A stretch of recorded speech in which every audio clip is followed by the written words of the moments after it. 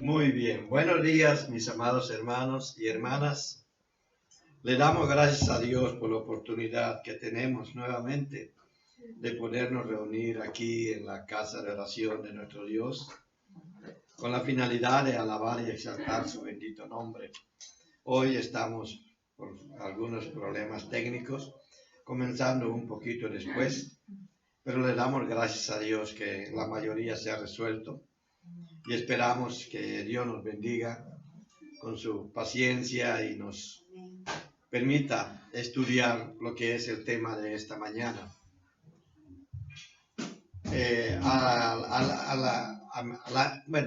Entre tema y tema que nosotros estábamos desarrollando, acuérdense que en todo lo que fue la sección pasada, los últimos 3 meses y medio, más o menos, 2 meses y medio, estuvimos estudiando primero acerca de la ley de Dios y luego acerca del compromiso, de los compromisos establecidos por los cristianos y por nosotros mismos junto con la iglesia.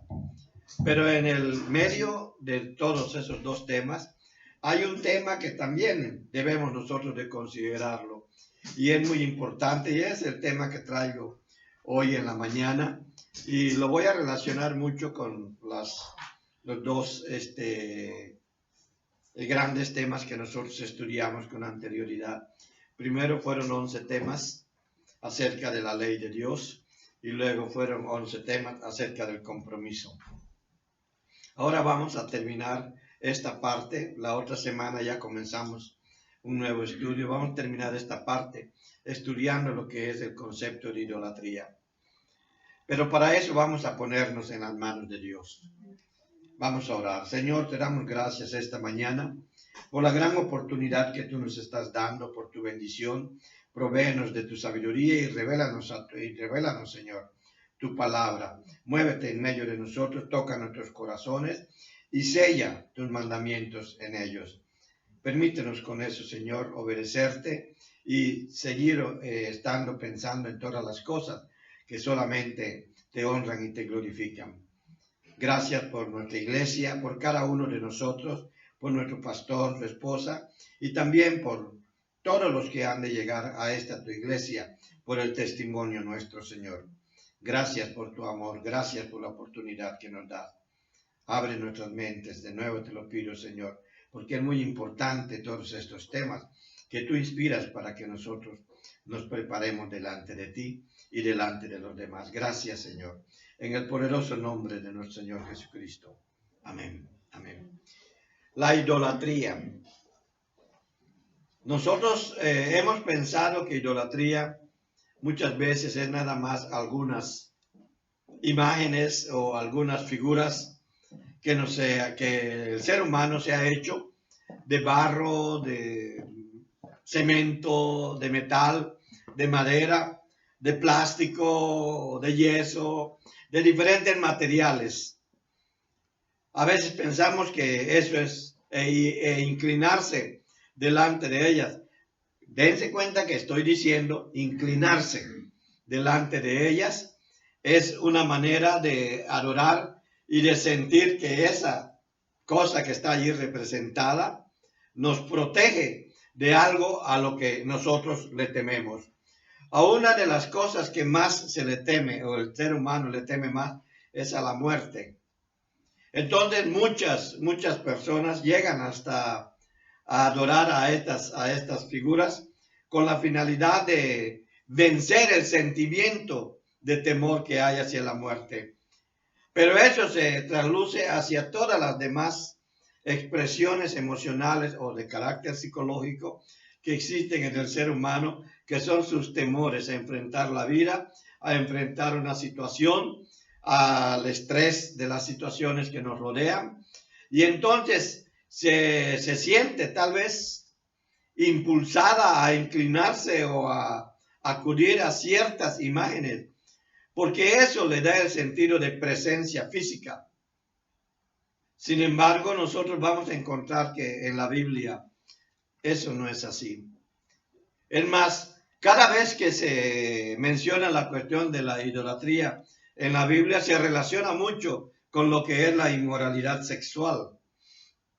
Y vemos a un Dios que cuando el pueblo de Israel se inclinó hacia otros dioses o hacia otras imágenes, vamos a decirlo, hacia otros ídolos, estuvo a punto de ser destruido. Y Dios consideró al pueblo de Israel como adúltero. Lo vemos entre los profetas, como sobre todo en Ezequiel, como habla de una manera muy fuerte en contra del pueblo de Israel al compararla con una mujer, al pueblo de Israel, una mujer que se da con mucha facilidad ante aquellas naciones o aquellos hombres que se ven fuertes. Y les dice, los prefieres a ellos que a mí. Y Dios lo dice de esa manera, y una manera es muy fuerte, que las reglas del decoro no me permiten decirlo, así como lo decían los profetas de la antigüedad. Está traducido de una manera muy poética, muy bonita, pero cuando uno lo lee en los idiomas originales, es muy sorpresivo las expresiones que allí se encuentran. Claro que dentro de la cultura de los hebreos no era mucho, era una expresión muy fuerte, pero refiriéndose también a algo muy fuerte. Entonces nosotros vemos que el concepto de idolatría en la Biblia es poderoso. O sea, es muy fuerte lo que allí se dice acerca de la idolatría. Es complejo. No es fácil entender bien la cuestión de la idolatría porque está más relacionado con nuestras emociones, nuestros sentimientos. Y en la Biblia, cada vez que se utiliza la palabra corazón, porque voy a mencionarlo con nuestro corazón, cada vez que se menciona la palabra corazón, el corazón se consideraba, además del lugar donde ocurren todos los pensamientos y todas las cosas, de donde vienen todas nuestras ideas, era también el lugar, el centro de la adoración del ser humano. Cuando se decía de todo corazón, quiere decir que estaba poniendo todo su ser, todo su pensamiento, todos sus esfuerzos, todos sus hechos, todo de sí lo estaba poniendo hacia aquello a lo que se inclina. La inclinación también, nosotros vamos a ver en el Antiguo Testamento, aunque no tiene esa connotación sobre todo el día de hoy, la inclinación hacia cualquier otra cosa que no sea a Dios es considerado adoración idolátrica. La Biblia es muy fuerte en cuanto a eso. Y hay otra cosa muy interesante que uno encuentra en la Biblia. En la Biblia no hay acusación más seria que la de la idolatría. Y lo vamos a encontrar en todas las partes donde esto se menciona. Aunque lo voy a repetir dentro de un momento, solamente en el Antiguo Testamento se encuentra más de 100 veces la palabra idolatro, que es en griego. Cuando se tradujo del hebreo al griego, la palabra que se utilizó fue idolatro. Y es una palabra que tiene una connotación de burla, no es algo a lo cual me va a causar como cierto, no sé, respeto o temor. La palabra idolatron en griego tiene una connotación de burla y lo hace precisamente el hebreo. Quiere decir que la palabra hebrea para idolatría también tiene esa connotación chusca de burla cada vez que se menciona en la Biblia. Es tan serio el asunto que para referirse a ello se refieren de una manera que puede causar cierto gesto de desprecio, gesto de desaprobación en aquel que lo escucha o que la pronuncia. Entonces nosotros vamos a ver todo esto. En cuanto a la idolatría, nosotros encontramos en la Biblia que para aquellos que eran idólatras se pedía el castigo más estricto. La misma idolatría provocó la polémica más desdeñosa, es decir, con más desprecio entre las personas. Hay quienes se inclinaban a un ídolo que otros que se inclinaban a otros y se peleaban por eso. ¿Por qué? Porque uno desdeñaba al otro ídolo o al otro dios y este desdeñaba al que el otro adoraba o ante el cual se inclinaba. Las efigies en la antigüedad tuvieron un gran significado. Déjenme decirles nada más como una muestra de eso. ¿Cómo delimitaban ellos las fronteras donde un rey reinaba? O el reino de rey Nabucodonosor. Lo representaban la frontera con estelas o efigies del rey. Y eran tan buenos los talladores de piedra o los dibujantes con las pinturas que ellos tenían entonces, o los orfebres con la madera o con el yeso, que hacían las imágenes idénticas a como era la persona. Nada más lo veían un ratito y de allí ya lo sacaban. Tenían mucha habilidad. Entonces, lo que hacían era que, si esta era la frontera del reino de Nabucodonosor, aquí había una imagen de él, un ídolo. Y la gente, cuando pasaba frente a ese ídolo, tenía que reconocer que estaba dentro de un reino al que se debía de someter. Es decir, la imagen y semejanza del rey era lo que delimitaba las fronteras de ese reino. Eso me informa mucho sobre por qué el hebreo, cuando escribe que fuimos hechos a imagen y semejanza de Dios, de qué está hablando. Pero eso es harina de otro costal. Quiero resaltar de que tenían ídolos, tenían imágenes, tenían figuras. Y la figura representaba algo y hasta se inclinaban delante de ella. Ahora a eso se le llama un símbolo de respeto. En aquellos tiempos se le llamaba un símbolo de adoración. Acuérdense de Daniel, cuando Nabucodonosor hizo esa estatua, la gente se postraba ante el paso de la estatua y el sonido de las trompetas. Pero no era porque le guardaba respeto, sino porque el postrarse delante de cualquier estatua significaba adorarla. Por eso Daniel y sus amigos, o los amigos de Daniel que allí estaban, se negaron a postrarse, porque sabían lo que eso significaba y decían que solamente para postrarse, solamente Dios. Por eso es que en la Biblia se provocaban las polémicas más desdeñosas. Por eso fueron echados estas personas al horno de fuego. Por eso otras personas fueron sacrificadas. Por eso es que se demandan a sí mismos en la necesidad que tienen de creer en algo, se demandan a sí mismos ciertas cosas que te flagelaban. Acuérdense de Elías con los profetas de Baal, cómo se flagelaban ellos y se cortaban con la finalidad de ofrecer su sangre, y Elías solo se burlaba. Y esa era la expresión de aquellos que conocían a Dios. A Nabucodonosor lo que más le pudo haber molestado es que cuando se referían a esa estatua, se referían en un tono de burla. Por eso es que vaya, aunque luego se arrepintió, pero vaya, tenían que pasar por el castigo.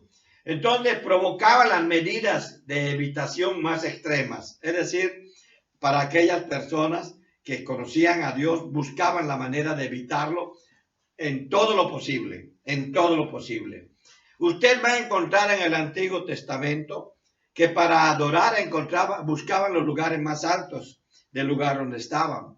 Uno lo lee así de ligerito, pero en realidad en buscar el lugar más alto quiere decir no voy a adorar, ya sea una efigie, un ídolo, una imagen o a Dios abajo, lo voy a adorar en lo más alto, porque eso pertenece a lo más alto y Dios pertenece a lo más alto. Cuando David llegaba a un lugar para construir un altar, buscaba el lugar más alto. Eso lo aprendió de sus padres, eso fue desde tiempos de Abraham, etc. Por eso tuvo que ir al monte Moriah, o Moriah, como se pronuncia en hebreo, Moriah. Tenía que ir hasta ese lugar, que era el más alto del lugar, para adorar a Dios. Bueno, eso era lo que se hacía. Y en cuanto a los ídolos, la principal característica identificativa es que eran la antítesis misma del pueblo de Dios. Es decir, era los que adoraban a los ídolos fueron despreciados por el pueblo de Dios cuando éste estaba totalmente sometido a Jehová, a Dios. La antítesis quiere decir que era completamente opuesto, completamente opuesto. Lo que el pueblo de Dios identificaba como adoración a un Dios era completamente opuesto a lo que los gentiles identificaban como adoración a sus dioses. Por eso es que el pueblo de Israel despreciaba a los gentiles. No era algo porque eran racistas, como se les trata de identificar el día de hoy. Posiblemente hayan llegado a eso, no sé. No lo he estudiado últimamente. Pero cuando estudio la Biblia, no es que sean racistas. Es que había una oposición completa a la idolatría porque sabían lo que Dios les había dicho en el desierto cuando les dice: yo soy Jehová tu Dios. Acuérdense que lo estudiamos. No te harás nada semejante a mí de lo que hay en el cielo, en la tierra, debajo de la tierra. O sea, nada creado para decir, este es el Dios que está en los cielos. En un salmo dice que la tierra es el estrado de sus pies. Y yo no me voy a imaginar el estrado, la tierra, como una especie como de banquita sobre la cual descansan los pies del rey. No, ese es un estrado, un escalón, es un estrado. Sí, y dice que la tierra es el estrado de sus pies. No me voy a imaginar eso. Es una forma poética de decirlo. Todos estamos sometidos a Dios, querramos o no querramos, y en su día lo vamos a conocer. Lo que pasa es que Él nos ha dado libre albedrío. Entonces la idolatría, repito, pedía el castigo más estricto, más severo. Por eso los idólatras eran apedreados, o eran dentro del pueblo de Israel hasta que morían, o eran despreciados, de manera que ellos no se querían ni juntar con los idólatras. En muchas partes de la Torá, los 5 primeros libros del Antiguo Testamento, se menciona: ni te juntes con ellos. Era adorar a Dios era fundamental para la vida y la fe del pueblo de Israel. Fue el primer mandamiento, ya lo dijimos. Y miren, el pueblo de Israel tenía ciertas horas en el día que aquellos israelitas puros el día de hoy todavía practican. Yo los vi en una ocasión en una de las estaciones del metro de Nueva York, como un judío estaba con la Torá abierta y estaba allí. Había un muro, pero se le daba la espalda a todo y se ponía delante del muro y estaba orando, porque tenían una hora. Y ellos tenían lo que era el Shema, lo que está en Deuteronomio capítulo 4, capítulo 6, versículo 4. Dice: Shema Israel, Yahweh Eloheinu, Yahweh Echad. Cuando ellos pronuncian eso, hasta yo lo pronuncio y me emociono. Aquí se traduce de esa manera: oye Israel, Jehová nuestro Dios, Jehová uno es. Pero suena tan rítmico y tan bello pronunciarlo en hebreo, valdría la pena que se lo aprendan. Shema Israel, Yahweh Eloheinu Echad. Es fácil. Shema Israel, Yahweh Eloheinu Echad. Oye Israel, nuestro Dios, Jehová nuestro Dios, uno es. Jehová uno es. Entonces formaba parte de la vida del pueblo de Israel. Bien, sigan leyendo hasta el versículo 9 y van a ver cómo dice: amarás a Jehová tu Dios de todo tu corazón, de toda tu alma y con todas tus fuerzas. Continúa diciendo nuestro Señor en el versículo 5 de la Shema. En el 6 dice: estas palabras que yo te mando hoy estarán sobre tu corazón, el centro de tu adoración, el centro de lo que te inclina a adorar, o lo que te impulsa a inclinarte ante una divinidad como Dios, que se tergiversa cuando va sobre un ídolo. Y sigue diciendo, se la repetirás a tus hijos y les hablarás de ella estando en casa. Lo que está diciendo es que esa Shema, esa adoración al único Dios verdadero, es parte de la vida diaria de la persona que lo adora, que adora a Dios. Por eso es que Dios dice que eres celoso. Dices, les hablarás de ellas estando en tu casa, andando por el camino, al acostarte y cuando te levantes. En todo momento le está diciendo, tu vida debe de ser un acto de adoración a Dios, para que los demás vean, tu familia aprenda y conozcan que solamente hay un Dios justo y verdadero, misericordioso, compasivo. Un Dios sanador.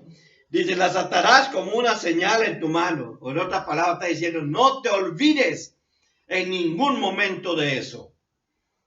Y estarán como frontales entre tus ojos. Te guiarán en tu camino. Tú no verás tu camino si no es a través del lente de Dios. Es lo que está diciendo. Tú no vas a ver lo que vas a hacer. Tú no vas a tomar decisiones si no has puesto a Dios como aquello que te va a hacer ver mejor la decisión que vas a tomar.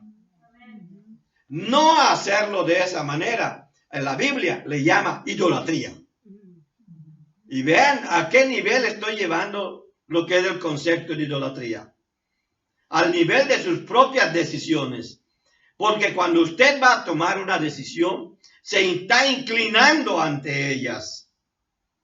Cuando lo que nos dice esta parte de la Biblia es que nosotros debemos de inclinarnos ante Dios para tomar estas decisiones.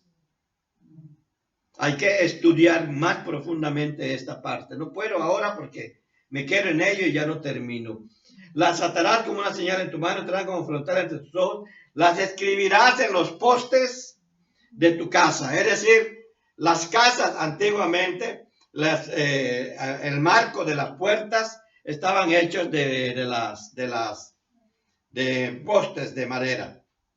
Entonces las escribes allá para que cuando entres te des cuenta que estás entrando a uno de los lugares que Dios ha santificado, tu hogar. Y cuando salgas y mires hacia atrás, allí está lo que es el símbolo de la adoración a nuestro Dios, su palabra. Amarás al Señor de todo tu corazón, para que en todo lo que vayas a emprender en la vida, siempre recuerden esas palabras que están a la entrada de tu hogar y tengas el ardiente deseo de que cada día quieres regresar a tu hogar. Mientras que yo veo que en nuestra sociedad mucha gente prefiere irse a un partido, a un juego o hacer otras cosas para no llegar al hogar pronto. Entonces aquí está diciéndonos que no hacerlo de esa manera, no considerar a Dios como el todo de tu vida, puede conducirte de una manera fácil a la idolatría.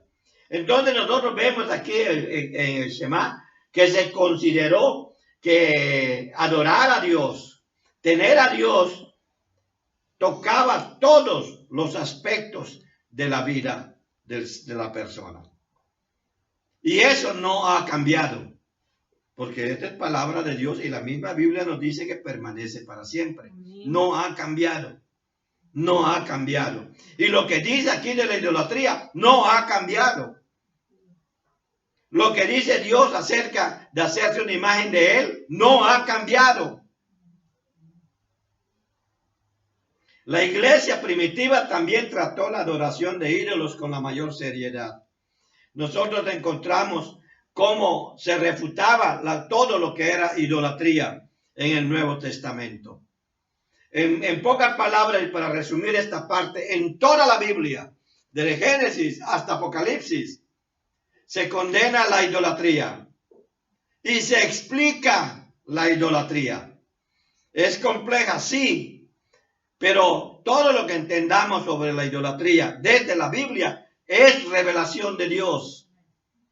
Porque esta es la forma como Dios el día de hoy nos habla. Su palabra. Y la tenemos gracias a Jesucristo, que murió por nosotros. Entonces, encontramos que todo lo que nosotros estudiamos en la Biblia tiene el principio teológico de refutar la idolatría. Y es un principio teológico en toda la Biblia. Teológico quiere decir en el estudio de la divinidad, en el estudio de Dios, en el estudio del conocimiento de Dios. Algunos teólogos la han llamado la inteligencia de la fe. Si es que esto tiene sentido, pero sí lo va a tener porque el Espíritu se lo tiene que revelar. Entonces encontramos eso en nuestros estudios bíblicos. El tratamiento teológico del tema debe considerar la estrecha asociación de la idolatría con la inmoralidad sexual y la codicia. Por eso es que nosotros vemos esos 10 mandamientos. Los primeros 4 se refieren a ese Dios bueno al que se refería el joven rico.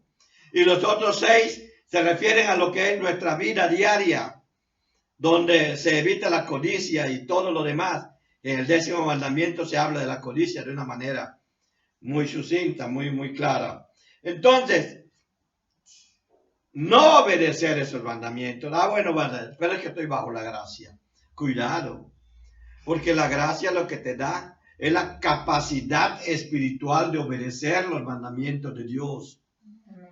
Cuando tú recibes a Cristo como tu único y suficiente Salvador, recibes su gracia, pero lo que la gracia te da es la presencia del Espíritu Santo como persona en tu vida para que puedas obedecer lo que de otra manera jamás podrías obedecer.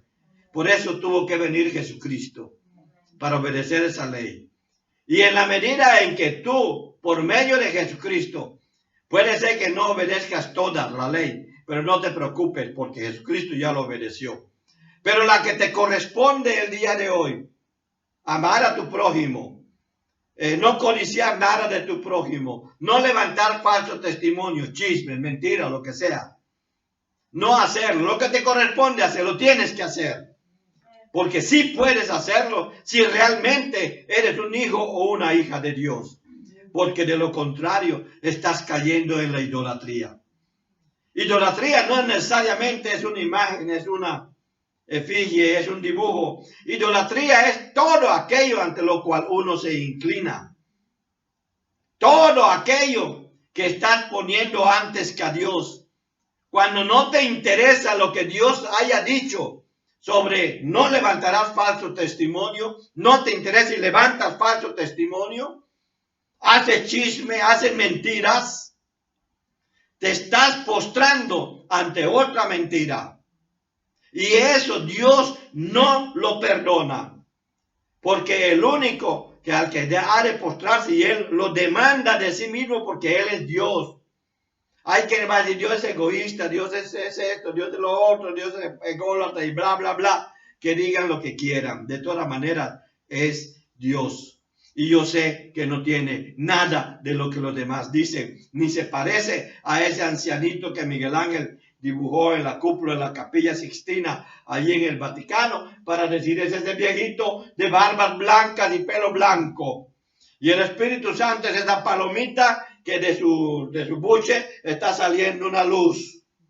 Y Jesucristo es este otro que está allí junto. Por algo nadie en los tiempos de Jesús hizo una imagen de Él. Él no lo hubiera permitido. Y luego la iglesia no lo permitió. Las imágenes que hoy conocemos y a lo que se le llama idolatría, que lo es. Pero la idolatría no es solamente imágenes. Es todo aquello ante lo que te inclinas y le das preferencia en lugar de a Dios. Entonces la idolatría viene a ser, ¿qué es la idolatría? Pregunto. Es la máxima expresión de la infidelidad a Dios. Por eso es la ocasión de un severo castigo divino. Y es lo que nos dice el Señor allá en Éxodo capítulo 20. Ya lo leímos, hermanos, ya lo leímos. Estudiamos todo eso. Allí en los versículos 3 al 5, ¿cómo dice? No tendrás dioses ajenos delante de mí. Y lo pone con letras minúsculas, dioses ajenos. porque el único Dios con D mayúscula es el Dios verdadero. Dice, y aquí se llama Jehová, tu Dios. Ahí lo dice en el versículo 2. Vea que es con mayúscula. Y en el 3, donde dice dioses ajenos, es con minúscula. Delante de mí. No te harás imagen, ni ninguna semejanza de lo que esté arriba en el cielo. Hay quienes dicen que se refiere a las aves. No, las aves son de la tierra también. ¿Qué dijo Dios? Produzca la tierra aves según su especie, animales según su especie. Las aves, aunque vuelan, son de la tierra, no son del cielo. Cuando habla aquí, imagen de lo que está arriba en el cielo, se está refiriendo a lo que Dios ha creado en la dimensión espiritual de su creación.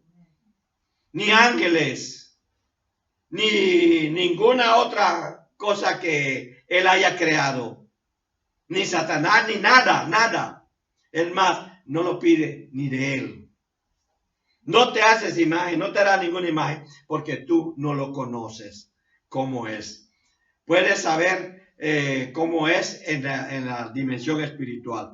Jesucristo dice ya en Juan 4:24 que Dios es espíritu. No hay manera de hacer una imagen de Él. Así que cualquier imagen que se haga de Él es idolatría y es falso completamente.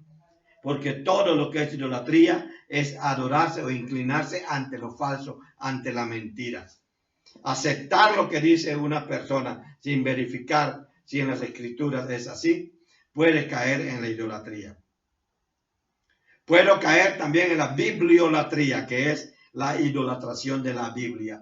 Es la palabra de Dios. Pero yo no la voy a entender si Dios no me la revela.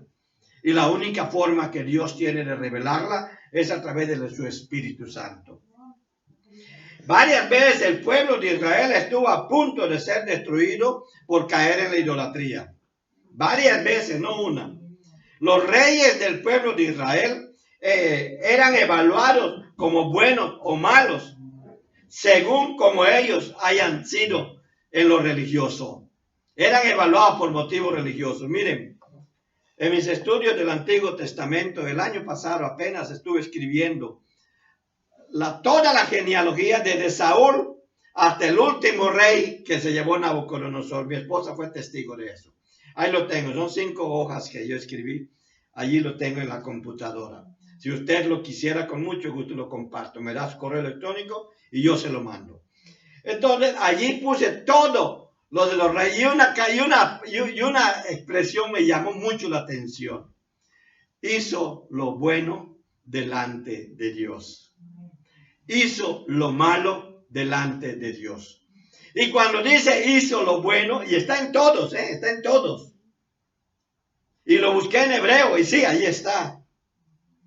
Está en todos. Y cuando dice hizo lo bueno, se está refiriendo se está refiriendo a que si destruyó los ídolos que el pueblo de Israel había empezado a adorar, o introdujo ídolos para que el pueblo de Israel adore. Allí se medía la relación del rey con el pueblo de Israel y con Dios.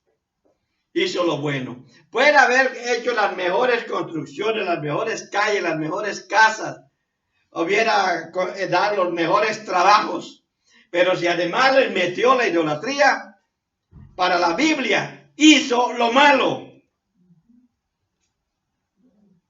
Pudo no haber hecho ninguna casa, ningún camino y todo, pero le dio salud al pueblo, lo ayudó en todo lo que necesitaba y le quitó todos los ídolos. Pudo no haber hecho nada, pero según la Biblia hizo lo bueno ante los ojos de Dios.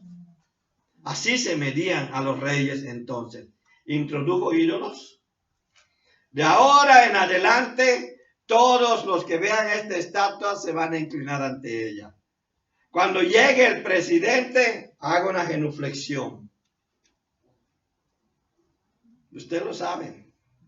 Usted sabe a lo que me estoy refiriendo. Y si no lo sabe, el Espíritu Santo se lo está diciendo. Aspectos bíblicos y teológicos de la idolatría. El fundamento teológico del juicio de la idolatría es el celo de Dios. Óigalo bien, el fundamento teológico, ya dije, teológico tiene mucho que ver con el estudio de la Biblia. El fundamento teológico de la idolatría es el celo de Dios. Del juicio de la idolatría es el celo de Dios. Dios es celoso. Aquí lo acabamos de leer. Yo soy Jehová, tu Dios fuerte, celoso. Es celoso. Y Él nos cela de una manera extraordinaria. Y nos celó de tal manera que no fue necesario que tú y yo le pidamos perdón. Él envió a su Hijo. Permitió que su Hijo muriera por ti, por mí. Su celo hizo que nos amara tanto. Es un celo producto del amor. No quiere castigarnos, por eso nos da la oportunidad a través de Jesucristo. Al pueblo de Israel le dio la oportunidad de la ley, pero aún hoy hasta el pueblo de Israel necesita a Jesucristo para formar parte del pueblo adquirido por Dios. 1 Pedro 2:9. Entonces, según vemos nosotros en Éxodo, lo vemos otra vez. Deuteronomio es un libro que fascinante, fascinante. Deuteronomio quiere decir segunda ley. Deuteros 2, segundo, y nomos ley. Segunda ley, porque allí está de nuevo lo que es la ley y está hasta explicada de otra manera. Se dice exactamente lo mismo, pero se añaden algunas cositas con fines aclaratorios. Y esto es bastante bonito. En Deuteronomio capítulo 5 volvemos a encontrar los 10 mandamientos. Y te lo dejo para que ustedes lo leen. Tome nota, tome nota. Mire, la palabra aborrecer, cuando dice que yo que visito la maldad de los padres, hago misericordia sobre los que me envían, de los que me aman. Y allá en Deuteronomio capítulo 5, dice que los versículos que tengo aquí son del 8 al 10, donde dice, aquí está el 5, estoy viendo en otro capítulo. No harás para ti escultura, ni imagen alguna de alguna cosa que está arriba en los cielos, ni abajo en la tierra, ni en las aguas debajo de la tierra. No te inclinarás a ella, ni la servirás. La palabra que más corresponde a ese no inclinarte ni servirle es la palabra aborrecer. Y aborrecer es no darle un lugar santo o divino a aquello que puede representar algo para ti.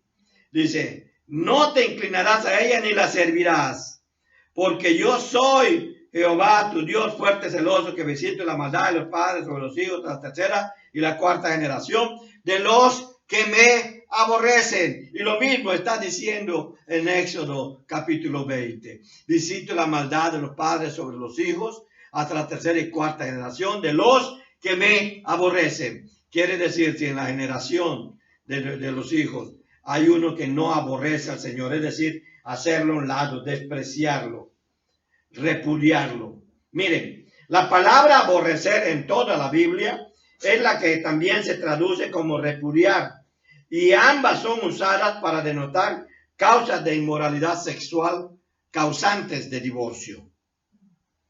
En los evangelios, Jesús, cuando habla del divorcio, él habla del divorcio por causa del adulterio. El adulterio es visto en toda la Biblia como inmoralidad sexual. Esto quiere decir que aborreciste aquello que Dios te había dado como tu compañero o compañera de vida.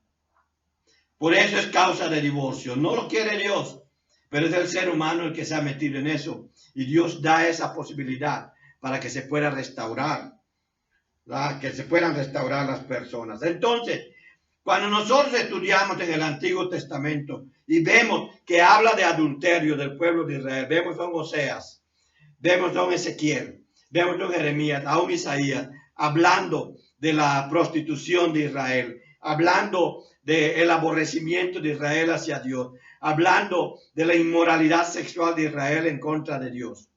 Está hablando de la idolatría. La idolatría era concebida o era entendida como inmoralidad sexual. Y también la inmoralidad sexual es la causa del divorcio, según la Biblia. Es la causa en que el ser humano se divorcia de Dios. La creencia de que la idolatría despierta los celos de Dios es un tema sólido en todo el Antiguo Testamento y tiene una larga historia. Tiene una larga historia. Los celos de Dios que son basados en su amor por aquellos a quienes ha redimido a gran costo.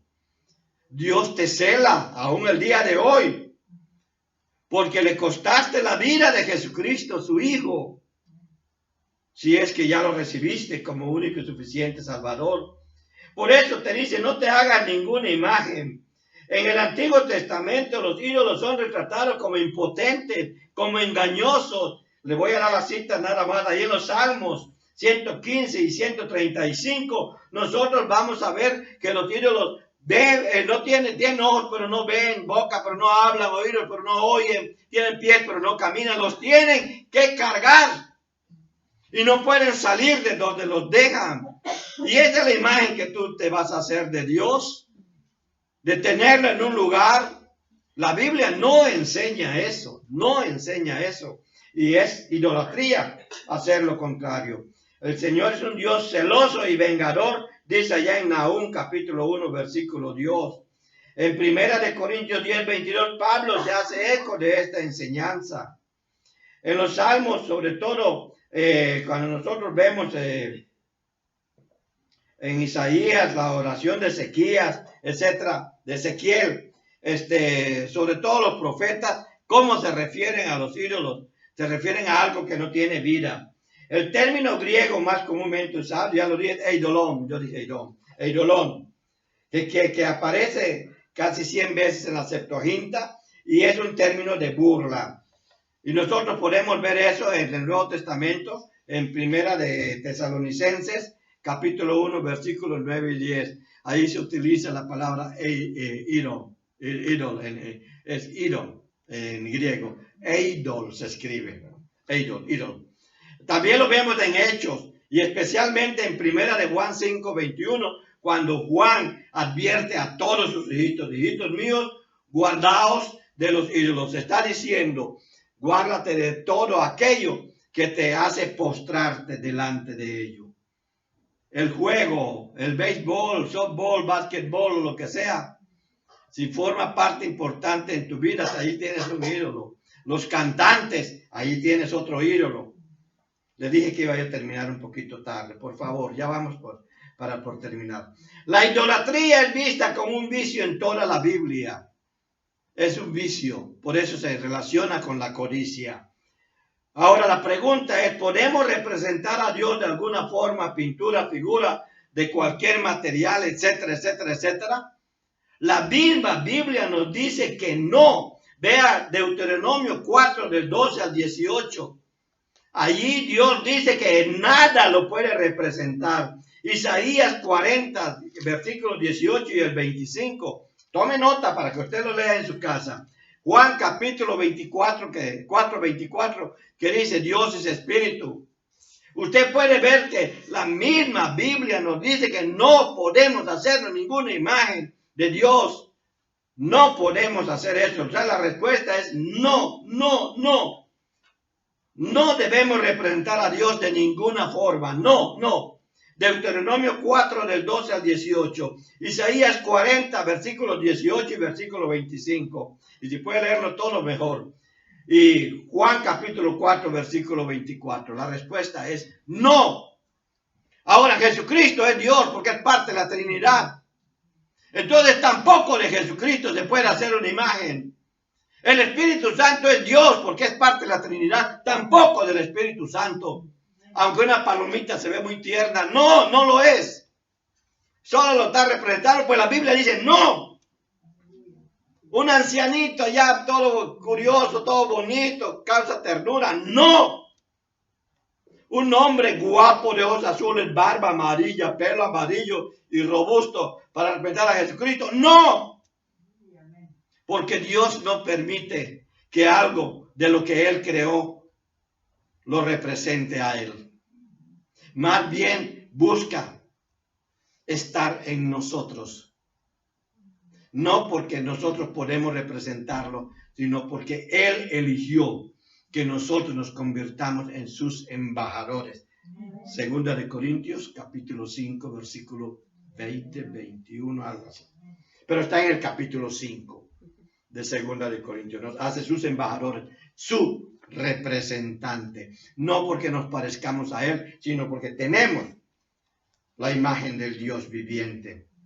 En general, Dios no puede ser ni siquiera imaginado a ninguna cosa creada. No lo hagas, porque al hacerlo acabarás inclinándote a ellas, causando la ira de Dios. ¿Y cómo va a responder Dios? Eso le corresponde a Él decidirlo. Pero la Biblia nos dice mucho de su celo cuando fue provocado por el pueblo de Israel. Solo mencionaré que Hebreos 10:31 dice: horrenda cosa es caer en manos del Dios vivo. Horrenda cosa es caer en manos del Dios vivo. Por eso, ahora que lo conoces, sabes que por medio del Espíritu Santo te ha dado la capacidad de poder obedecer sus mandamientos. Lo que yo le decía al principio. Sobre todo el segundo, no te harás ninguna imagen. No te postres ante nada, por muy bueno que parezca. Nada, nada. Aquellos jóvenes que yo les hablaba de Daniel arriesgaron su vida. Pues Dios te pide, si eso es lo que tienes que hacer, que lo hagas. Dios siempre le habló a su pueblo por medio de sus líderes, por Él escogidos. Y hoy nos habla a nosotros por medio del Hijo, quien también es Dios. Hebreos capítulo 1, versículos 1 y 2. Dios nos habló en otros tiempos por medio de los profetas, los reyes, los jueces. Pero el día de hoy nos ha hablado por medio de su Hijo. Nos habla aún. Pero eso va a depender de usted, no de un sueño. ¿Quieres oír hablar? ¿Quieres hablar con Dios? Ora. ¿Quieres oír a Dios? Estudia la Biblia. Ven a la iglesia a estudiar junto con otros hermanos y hermanas. Y juntos van a oír a Dios hablar por medio de sus mensajes inspirados en sus líderes a quienes Él ha llamado. Sea el maestro, el diácono, el pastor. Él los ha llamado. Y les da palabra. Necesitas una imagen para hacer cualquiera de estas cosas. Entonces estás cayendo y has caído en la idolatría. Sal de allí. Sal de allí como si fuera veneno puro.